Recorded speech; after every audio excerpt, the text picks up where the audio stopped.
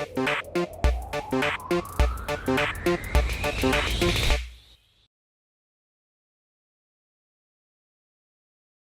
guys, welcome back to the Genesis Blog podcast. So it's been a while, but as you know, we love bringing guests from within the crypto community onto our podcast.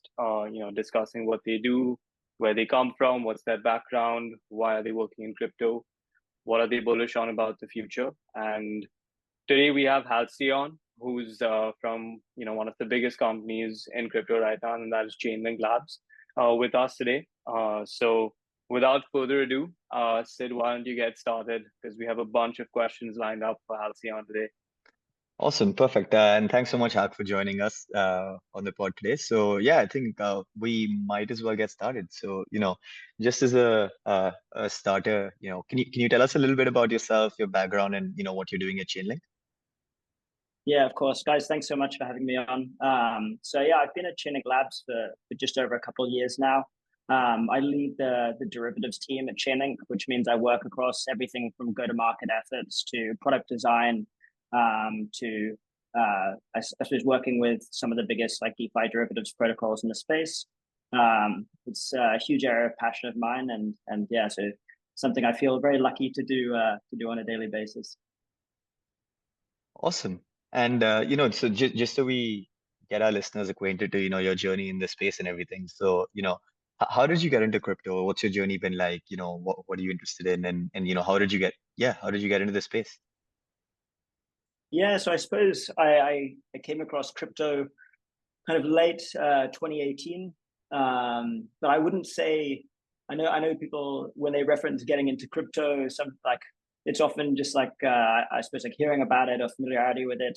Like I would say I didn't properly delve into like DeFi until in DeFi summer itself. I had like I suppose a couple like centralized exchange wallets and stuff, but hadn't really dive deep into the space until DeFi summer came around and the yield farming craze took off.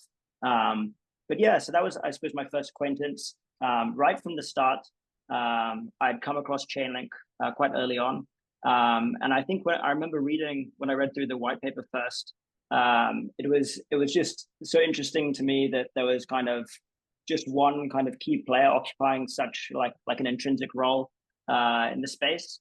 And so I've been like a big fan of the Chainlink network and protocol ever since. And then I ended up joining kind of halfway through 2021. That was my first kind of foray into like working full time in crypto. This was kind of mid lockdown in Australia, so it was kind of baptism by fire, right? Like there was not much to do. You couldn't go outside, so I was straight into it. And yeah, the last 2 years have flown by. At the same time, like anyone who works in crypto will tell you, like any given month in crypto will feel like 6 months. So it also at the same time feels like it's been a long time as well. Yeah, that makes sense. And the last 2 years were pretty crazy. I think we might never see anything like that again. In terms of price action and attention. So what were your key takeaways from the last 2 years? What is the good that came out of the last 2 years, and what are you excited about in the future of crypto after seeing the innovation over the last 2 years? Yeah, no, it's a great question. Sorry. Just to add to that, actually, sorry, just in general as well, right? Like, what's your personal thesis? I think that's what it motivates a lot of people. That's what everyone's very interested to know. What do you believe in this space? Yeah. So I think like just to answer the first question, like something I learned about the space early on is any kind of like narratives that you hear or like thoughts you have on the future of the space, I suppose you kind of have to check yourself and think about the next like 6 months at a time, like maybe not even that, maybe like a quarter at a time, because things can change so fast, so quickly. And it's I suppose that's kind of one of the most interesting aspects of the space, right? Is you go from like, is it going to be app chains next? Is it like Ethereum versus Cosmos? Like what's going on to like L2 super chains? Like and that's just like on the blockchain like infra side of things. But I think even on like the DeFi narratives, right? You go from like yield farming to like Solana summer to like I suppose like Ohm and like all of the Ohm forks and Tomb forks that followed that, to like algo stables and stuff. Like you there are just so many trends that come and go, and so I suppose it's really hard to predict, is the honest truth, into the future. My thesis is that there will continue to be like I think a compromise between what people originally I think set out thinking about, like where crypto would end up being in terms of like full decentralization. I mean, a really interesting quote I heard from Michael from Euler is that there are even like protocols on chain today that people consider DeFi protocols that are probably not like true DeFi. I mean, there are various like vault products, for instance, where you like deposit capital. That capital is like auctioned off to market makers, and then they're trading that on centralized exchanges, and there's no like insurance fund or like I suppose like minimum that's kept on hand. And people frankly don't always understand exactly how these protocols work, which is why I think there's still a kind of a huge like enablement or like educational role to be done. But yeah, I suppose the point being that sometimes it's important to step back and reflect that decentralizing just kind of one or two like core components is still like huge progress from traditional finance. Like even just people in certain jurisdictions getting access to trading certain assets that they wouldn't be able to otherwise, trading with particular instruments, which also obviously has its risks as well. People having sovereignty over their own capital, right? And the inability for that to be seized by central authority.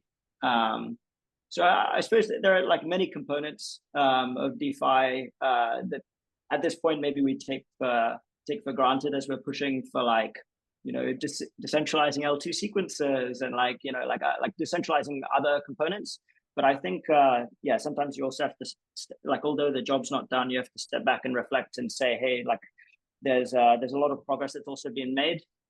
Yes, there's a lot that can still be done in terms of like improving UX to onboard the next kind of billion users. I think like obviously account abstraction is a really exciting kind of improvements that will enable that, or at least make the onboarding experience easier for like non-crypto natives. But yeah, I would say that's just a general observation maybe rather than a thesis.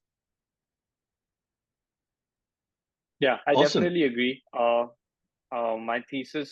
My personal thesis kind of plays into what you said really well, which is that I think we've created an abundance of decently secure enough block space. Now what we need is to build consumer side facing apps that can make use of that block space. And account abstraction is like one step on the journey to actually creating apps that are easy to use for the masses. And I think that's what's going to catalyze hopefully the next wave of growth. And I'm sure you guys over at Chainlink are pretty much working on that too. No, absolutely. I think I suppose to just give a little bit of background around like the Chainlink network and the protocol, right? So Chainlink Labs, for those who don't know, is the entity behind the Chainlink network that does a lot of the like research and development, product development, like handles, I suppose, a lot of like the onboarding to their network and coordination. And people probably know like the Chainlink protocol best for data feeds, right? So like in the kind of early DeFi days, this was kind of Chainlink's first kind of major contribution, I suppose, to the space, and really did help DeFi achieve relative scale. If you think about what is possible on chain, like without like access to external like off-chain data, and like off-chain like secure computation stuff, it's actually quite limited, right? So I suppose delivering data feeds was like a huge contribution to enabling DeFi to grow to what it is today.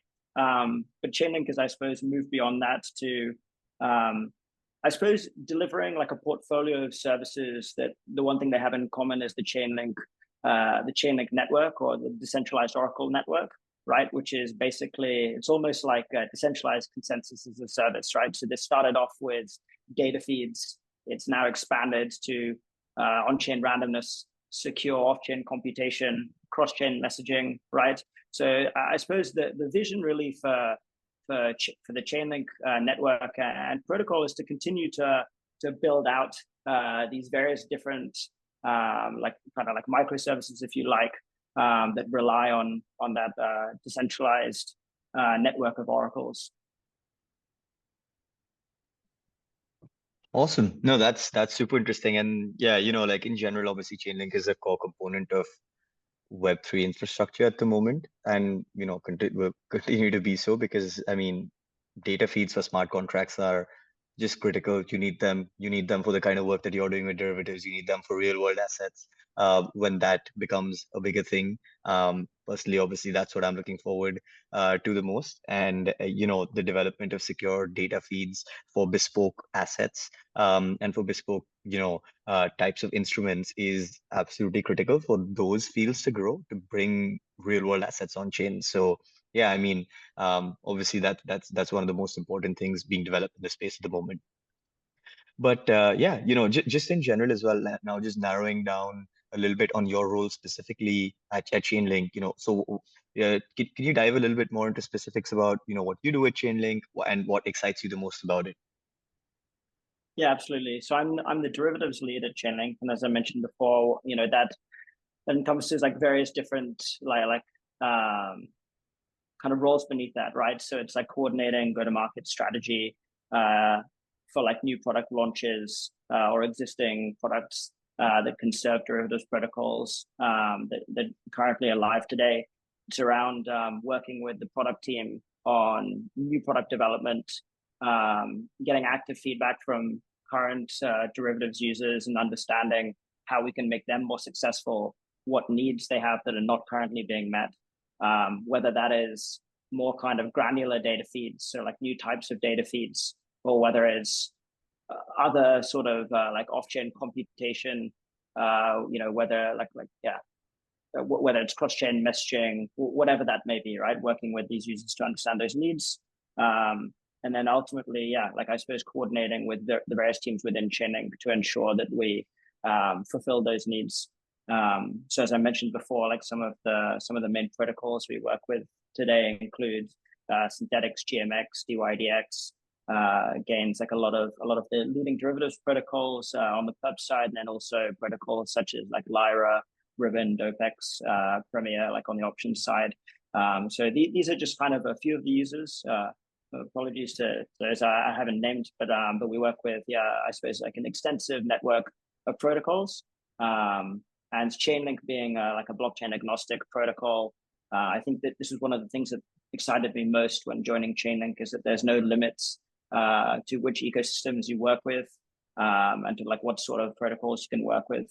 So yeah, hopefully that gives a little bit of color.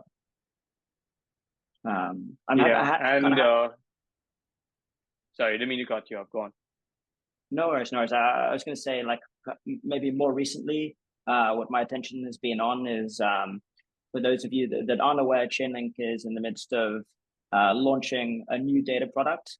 So these are like low latency oracles that function on offer like an on-demand, like pull-based style oracle.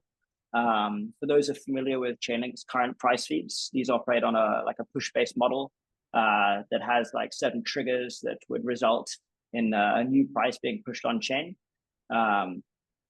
Those price feeds were actually developed in the early days of DeFi to cater to like early DeFi primitives, right? Like borrowing and lending protocols, like yield farming protocols, prediction markets, so on and so forth.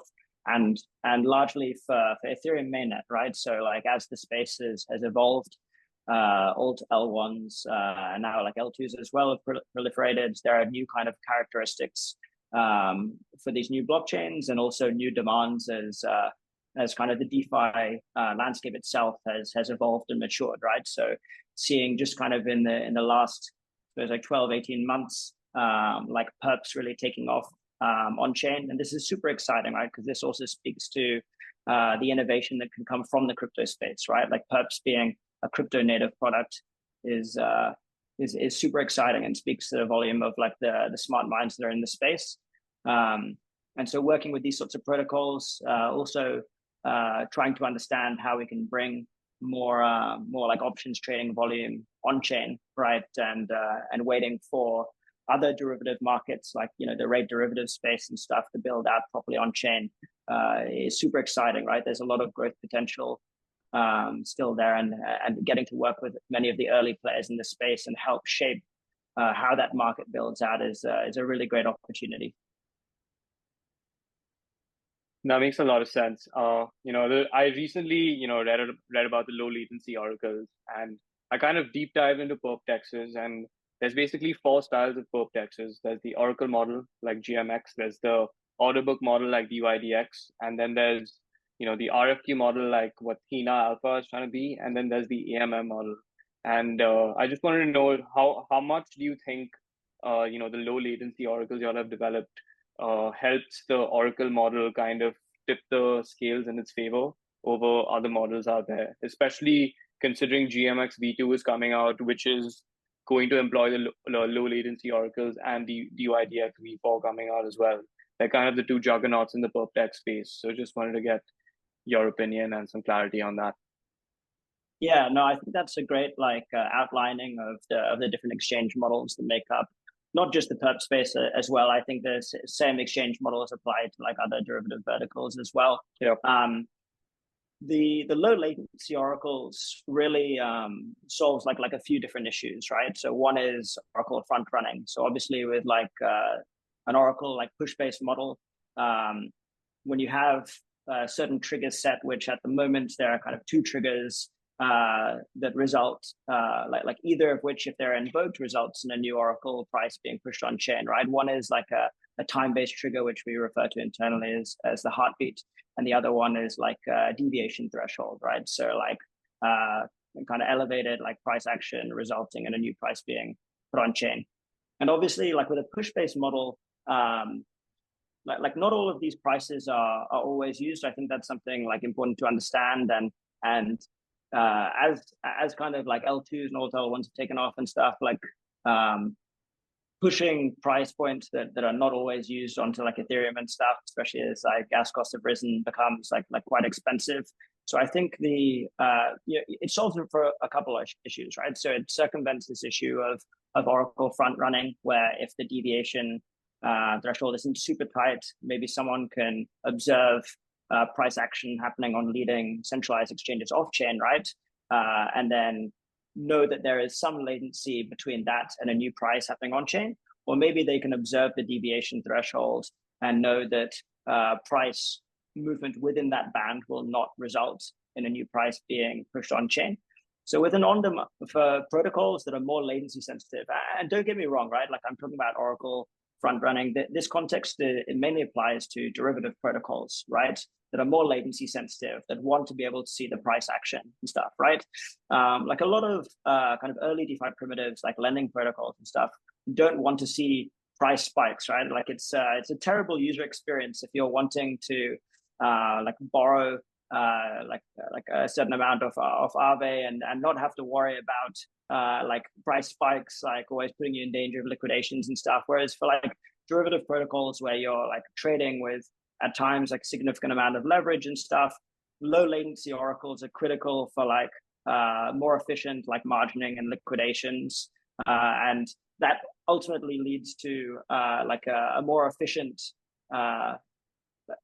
protocol, and also maybe allows those protocols to like drop fees further, and obviously leads to a better like user and trader experience as well. So it solves many different issues. That's not to say that like the push-based oracles don't still have a role to play, and the feedback from like many protocols that are not latency sensitive is that they're very happy with the push-based oracles. So it just serves, I suppose, another need. And as the space continues to develop and mature, and more different styles of DeFi protocols emerge, that they will have maybe more nuanced needs, right? And so this, for us, is just serving a different need. and a need that has rapidly grown in importance since that space has expanded, right? Yeah, I hope that answers the question. Yeah, definitely does. Just one follow-up question. I mean, it's not exactly related to just low latency oracles. It's in general for perp DEX. Do you think an order book model makes more sense, an RFQ model, or a oracle model? I mean, it's something I've grappled with a long time, but I don't have clarity on that. So you could help me out with that. Hey, look, with working with all these different styles of protocols, I have to remain neutral. In my views, look, I'm joking, right? I think there are trade-offs between each model, right? Like you can feel like obviously the order book model is the predominant like exchange model in traditional finance. You know, there's a reason for that. At the same time, it's incredibly hard to bootstrap liquidity for independent markets on chain at the moment, right? So like that's why one of the reasons that like the stake pool model has been so successful, right, is it's like a very efficient way of like of sourcing liquidity or bootstrapping liquidity, right? Is like essentially having like a global liquidity pool that different markets can draw from. Obviously, that also like can open up other risks, right? So you know you'll see for many protocols that are looking to cater to like longer tail or like I suppose like riskier assets, they will need to find ways to like isolate liquidity that gets allocated to those markets. But ultimately, I think that the stake pool's been very successul because of that. Obviously, like virtual AMMs, like Perpetual Protocol, like Drift, also like do a great job of catering to retail because you don't necessarily always need that liquidity in order to like spin up a new market.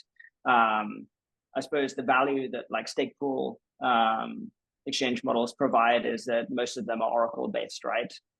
So you kind of know or have like relative like assurance over the price that you're getting is essentially like a fair market price, right? For like those more liquid markets anyway. So look, there are different trade-offs between them. It's a testament to the different models that you can see, like many different successful protocols using different models today. And I think one of the most exciting things is the open source nature of this, right? So as I was referring to earlier, we saw like with earlier kind of DeFi trends, you saw like a lot of forks of different protocols. You see today like forks of GMX, Synthetics, Gains, each of whom have contributed I suppose like unique feature sets that have made them kind of popular and leaders in their respective like verticals today. You know, so that helps push the space forwards. And what's really cool is you'll often hear if you tune into Twitter Spaces that have I suppose like on-chain competitors on together, is that they talk about, although sometimes you can see I don't know, like a little bit of hostility, I think it's fair to say, between communities, that there is a joint mission, right, to bring more and more volume on chain, right? So like many of the protocols will say, hey, look, we don't see each other as competition. We see like the centralized exchanges as the main competition, and ultimately the mission is to try and bring more and more volume on chain, right? Because everyone benefits then. At the moment, I think the saying you'll usually hear is like everyone's fighting over like a small kind of slice of the pie, and I suppose the vision is to try and bring on more volume on chain. Awesome. That's honestly such a detailed answer and super helpful. Especially, you know, it's a pretty complex topic in terms of understanding the differences between these types of dexes in terms of also, you know, latency and all of those things. So, you know, super useful to delve a little bit deeper into that. So yeah, you know, from my perspective, the next question, you know, is just more broadly around Chainlink and within the crypto ecosystem. So, you know, from your perspective, what do you think about Chainlink's role in the crypto ecosystem? And what's Chainlink's longer term vision? How do you want to position yourselves, you know, going forward into the future, given trends, development, the maturity of the space, etc.? Yeah, yeah. So it's a great question. I think like Chainlink clearly plays quite a central role in the DeFi ecosystem, and it has done since the early days. Like helping bootstrap DeFi by bringing like the price of like assets that are being tokenized like on chain, right? Um, and as I was saying, as I was kind of alluding to earlier, the vision for Chainlink is kind of expanding beyond data feeds. Obviously, launching like subsets of data feeds, like I haven't mentioned yet, solutions like proof of reserve, right, that have brought like a lot of value um, to folks looking to tokenize like real world assets, or even to like issue like wrapped assets while staking them or holding them in custody on another chain.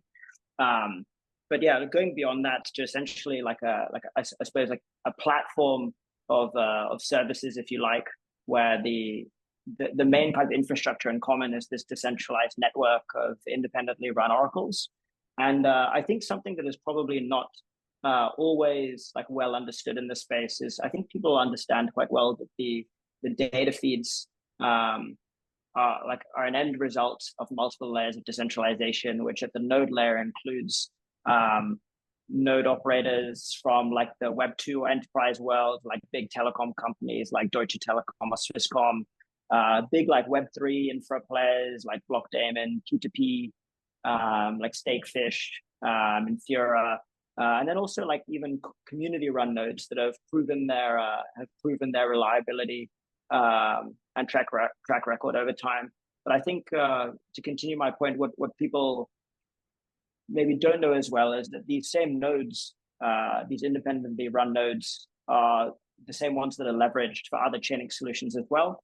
So Chainlink Automation, which is Chainlink's decentralized keeper network, relies on the same node operators. CCIP, which recently launched at ECC, relies on the same node operators as well. The low latency oracles that will be launched soon relies on the same network of node operators. So this is something that is in common across the many different kind of Chainlink services that are offered today. And so it is kind of like, I really think a good way of describing it is like, it's almost like decentralized consensus as a service.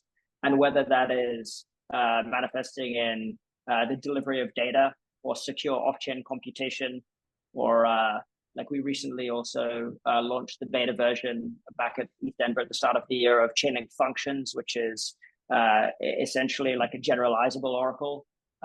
So instead of requesting a certain data feed to be stood up on chain, you now have autonomy over like writing your own aggregation logic and basically having Chainlink node operators retrieve data or run off-chain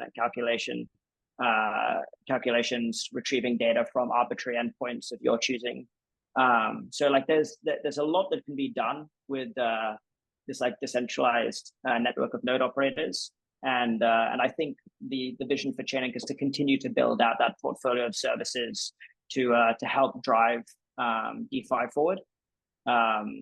We both do a lot of research and development internally, but we also like to listen to users and understand their pain points.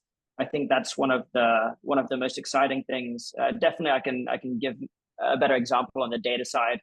Is there's this like chicken and egg scenario where like sometimes we'll have data providers come to us and say, hey, I have this unique data set that I think could result in like the building out of a new DeFi vertical on chain, right? So like let's take parametric insurance or like crop insurance, for example, right? We may have weather data providers who are like, hey, we want to bring weather data on chain. We think it's a new like revenue opportunity for us, and we've already identified Web3 builders who want to build protocols that would consume this data. So we have that. Then we also have builders that come directly for us and say, hey, can you source data providers that can bring this specific data set on chain so I can build a protocol that allows me to do such and such, right? And so you really have, you work with a lot of like, I suppose like stakeholders or like participants at both ends, which makes it really exciting. Awesome. A couple of things actually from that. So, I'll touch upon CCIP next, but actually, the interesting part is you get a lot of inbound interest. It seems like from a bunch of different types of data providers. For example, like I think the parametric insurance example was very cool, and very, very relevant for real world asset tokenization, because you need price feeds, and you need robust data to be able to actually automate a lot of these processes. Otherwise, there's quite a lot of liability, and there's quite a lot of issues with things going wrong in the real world. So just from your perspective, are we in the process of currently building the picks and shovels, and the infrastructure that is necessary to bring real world assets with real world utility on chain, create new different types of business models that can potentially be mostly done on chain, and that would benefit significantly from being on chain, and that also affect the real world? How do you think that space is looking right now, and how do you see it evolving? Yeah, look, I think there is still like the picks and shovels imagery is quite funny. I think like there is still a lot of development work and infrastructure being built out to help facilitate this, but also again stepping back and seeing where we are with like protocols like Ondo Finance and Backed and stuff, who are bringing like tokenized T-bills on chain, and seeing like in a bear market like or a crab market, like the popularity of these assets is a testament to these protocols and their forward thinking. And it also shows that there is demand for it, right? So like sometimes there are certain narratives about like bringing certain assets on chain, and the demand hasn't been validated yet. But in these cases, you can see clearly it has, right? Similar to I suppose like stable coins, right, that are pegged to like foreign exchanges. So like seeing the popularity. I was reviewing some of like the best performing markets from some of the leading perp dexes in the past few weeks, and seeing like the on-chain trading volume for like FX pairs shooting up is remarkable, right? Again, it shows like the interest in trading like non-crypto native assets or real world assets, right? I'm still not convinced that real world assets is the best terminology. I think it's funny, right? Like people go to and from talking about like whether Web3 is a good also descriptive word for the space we work in. But yeah, for the time being, I suppose like real world assets is how people are describing it.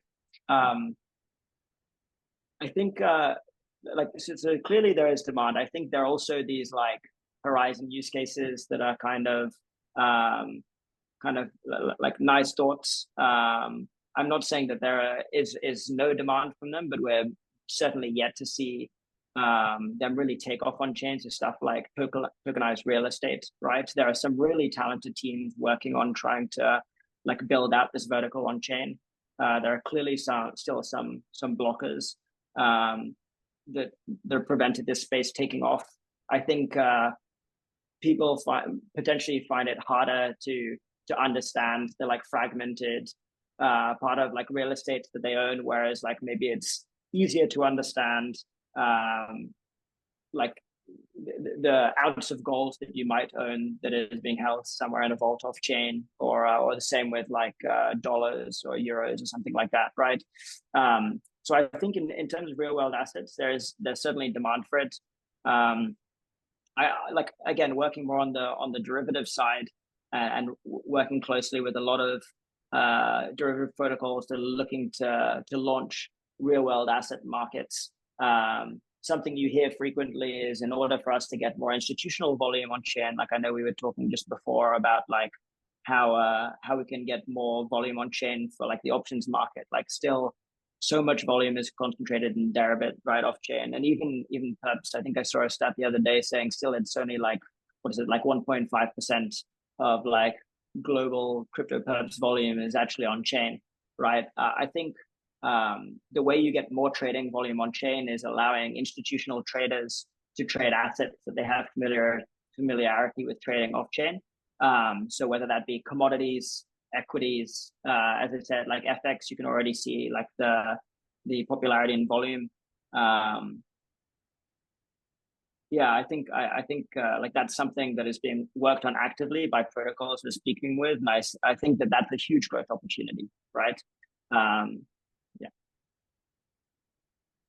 Awesome. And yeah, I wanted to touch upon the other point that you mentioned in a previous answer around CCIP. So obviously, we hung out at ETHCC, and there was quite a lot of flutter in the air about CCIP launching. So just in general, what is CCIP? Why is it revolutionary? And is it additive to Chainlink as a protocol, or is it an entirely new mechanism that's not related to the original Chainlink protocol?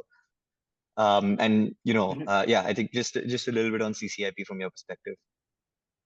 Yeah, absolutely. So starting off, I suppose, with just like the basic premise, like CCIP is ultimately just like a cross-chain messaging standard. It has multiple capabilities, right? That kind of springboard off that. It is, I would say, like iterative of like the same Chainlink infrastructure I was describing earlier.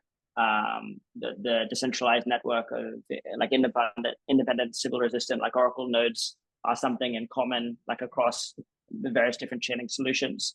That's the same case, and that's consistent with CCIP. I would say that kind of the main functionalities, if you like, that springboard off that cross-chain messaging standard are arbitrary messaging, token transfers, and programmable token transfers. So what I mean by I think the first two are kind of easy to understand. So being able to send an arbitrary message from like a source chain to a destination chain. There are router contracts on either chain that validates the message passing, and the message passes through in fact, multiple DONs in the CCIP architecture. So CCIP, for those community members who have been following for a long time, has been a work in progress for 2+ years. It's finally launched, which is super exciting. But as I say, the key value proposition is the decentralized nature of the architecture and the security, right? So we make no compromises in terms of like assumptions around settlement on the L1. So there are other bridging solutions that maybe assume like make certain trust assumptions that Chainlink just isn't willing to make, and that stood us in good stead so far. Like I think that's the reason why Chainlink data feeds has been able to secure the majority of value in DeFi kind of over the like past 4 years now consistently. And that's something we look to replicate in each new solution that goes to market. So you have cross-chain arbitrary messaging, token transfers, which obviously unlocks the movement of liquidity cross-chain, and then programmable token transfers, which means that I can actually transfer tokens whilst encoding specific instructions as to how those tokens might be used on the destination chain. Whether that means like I want to transfer tokens from chain A to chain B, and as soon as they're deposited on chain B, I want them to be staked in this protocol or deposited in this protocol or such and such. There's these capabilities are capabilities that are being built on top of a cross-chain messaging standard ultimately that Chainlink has been working on. So that kind of gives like I think like a high level overview. Yeah, that was definitely more than a high level overview. Lots of insights over there. And, clearly you can see the benefits of CCIP throughout DeFi just because of how fragmented liquidity is across all the various, L1s and L2s. And that would obviously benefit DeFi as a whole. So for our DGens out there, because of all the innovation happening, what do you think are going to be the, narratives that can capitalize growth in DeFi again over the next year or two, similar to how we saw in DeFi summer? What do you think? How do you think it's going to play out, and what do you think is the future of DeFi, at least for the next couple of years? And obviously you can caveat this by saying that it's your own personal opinion, nothing really to Chainlink and stuff like that. Obviously, not financial advice at all. Yep. Yeah, absolutely, right. So just my personal opinion, not financial advice. I am fascinated also like to see how like the app chain and like L2 like kind of like super chain narrative plays out. So like it's been really interesting seeing, I suppose, like protocols recently like Avo and Lyra launching their own or announcing the launch of their own like Opstacks. It clearly enables like feature sets that maybe haven't been able to realize on chains where you're also sharing resources with multiple other protocols. and where you don't have like maybe quite the same control over like gas fees and stuff like that. Obviously, like DYDX, as you mentioned earlier, Yash, is like something like DYDX chain is something that people have been waiting for a while. So it'll be really interesting as like the leader of the on-chain perps market to see the effect that has, right, on their position in the market. I mean, I think it's all positive, right? This sort of experimentation is what continues to drive the space forward. And I suppose like if we were all still trying to build like all protocols on Ethereum L1, we wouldn't have gotten this far. So it's exciting to see. Yeah. Awesome. No, Halk, I think that was absolutely fantastic. I think, that's it from us. It's been a very, very impactful 45 minutes with you. Lots of insights, lots of, just an understanding of what Chainlink is, of the entire DeFi space, of derivatives, of everything. So, it's been an absolute pleasure having you on the podcast. Thanks so much for joining. We really appreciate it. And we hope our audiences, thoroughly enjoyed all the insights that we've gotten from you. So yeah, thanks so much for joining. Yeah, thanks so much for having me, guys. It was a pleasure. Awesome. Perfect. Thank so, you, Hak, and yeah. take care, everyone. Take care, everyone. Cheers. Speak soon. Bye. Cheers.